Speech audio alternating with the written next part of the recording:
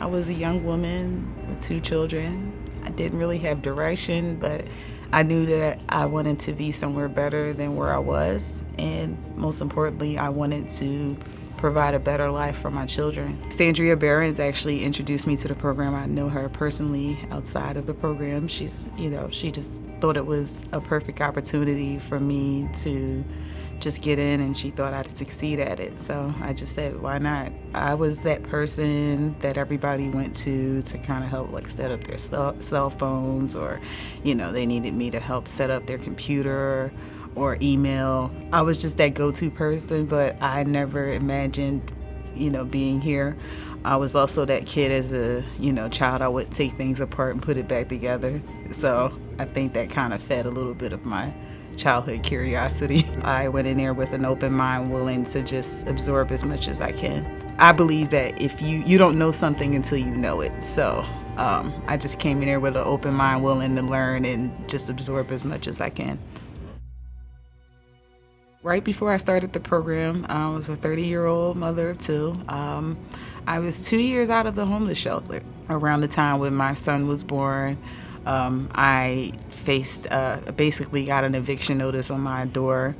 I had to kind of overcome that. 3 months later, I was, the sheriffs come to my house and telling us we had to go and gather as much as we could. Stayed in a hotel for a week. Got myself into a homeless shelter, stayed at that homeless shelter for a few months, and then from there, I rented a single bedroom with me and my 2 children for 7 years while I did odd jobs. Kind of just went from there, and then I met Sandy Barron's, and she told me about this program, and I just went for it. The strength came from understanding that was my rock bottom, and I didn't ever want to be in that place ever again. And I owed it to me, especially my children, to give them a little bit more of a stable life. I have 2 great kids, and why wouldn't I not want to do my best for them? And also, for my own daughter, and my son, I would try to drive for excellence. I was encouraged growing up to go to college and continue my education and build myself from there. So I wanted to undo that generational curse and encourage my children that anything you want in this world, you're entitled to it. But how could I tell them to live up to that standard if I wasn't living it to myself? Kind of like when you're on an airplane and you're in a crisis, what do they say? Give the oxygen mask to yourself before you can give it to someone else. I had to breathe life into myself. My life couldn't be just, it was about my kids, but I also had to focus on me. One of the things that discouraged me from actually continuing my education, especially being a single mom, I didn't have the money to do that. I didn't want to put myself in debt. So I figured, hey, why not, So that was my full motivation. I just went in with an open mind and an open heart and was willing to just receive whatever was being thrown my way.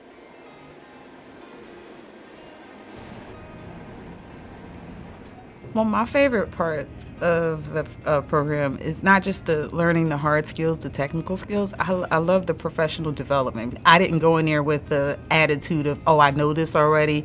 Hey, I went into there with the attitude, what else can I learn? What else can I pick up so that I can pass on when that time comes for me? Of course, one thing being a woman in America, and especially a brown woman in America, you deal with imposter syndrome, and you're afraid that someone's going to just write you off based on your appearance. So you just go in there with that confidence, ready to take up space, because again, whatever you want in this world, you are entitled to, and you shouldn't listen to that negative talk from others or the preconceived notions others may have of you. You just go in there ready to kill it and impress. If it weren't for this program, and if it weren't for my drive to just want to just make the best of this, they had to give me a chance, and I'm glad to have been one of those people who beat out hundreds of others just to be here.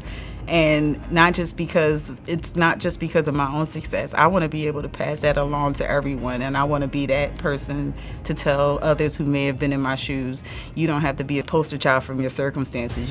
There's always drive to just move forward. It started with my daughter. Before I even became a mentor, my daughter's a very smart, bright young woman, and I wanted her to live and have opportunities to just thrive in this world. Unfortunately, due to health reasons and other circumstances, she couldn't continue with her enrollment of college. And of course, I saw that she wasn't really living to her fullest potential, and it kind of put her in a dark place. So I decided to just kind of just use, hey, this influence. In fact, something deep down inside of me before that was hoping that she would decide to apply for this program, because again, she's a smart kid and she just needed a leg up. The idea was just to get her in here, put her around people who could show her the way. So your daughter, when did she graduate? December of 2023.